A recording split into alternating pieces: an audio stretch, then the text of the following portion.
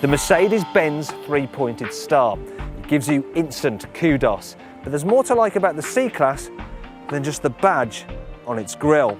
It has a good sized boot with a nice wide opening, and it also goes quite a fair way back.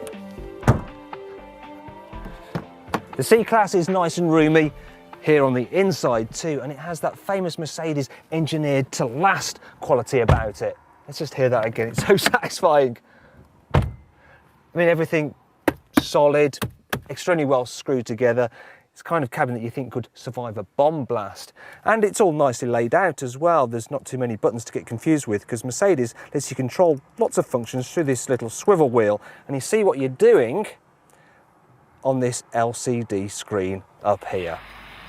On the move, the Mercedes is very quiet and refined, and it's fitted with electronically controlled suspension, which constantly adapts to the road conditions or your driving style to offer the best balance of handling and comfort. The system works really well and means the C-Class is super smooth to drive on even poorly surfaced roads.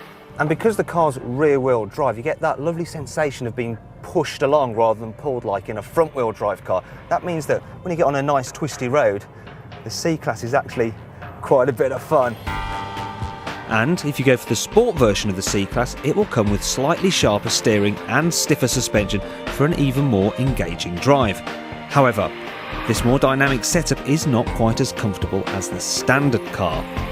And that brings us on to the C-Class's downsides, and I'd have to say avoid a manual gearbox if you can, because they feel a little bit loose and disconnected. Really, you want an automatic like this car has.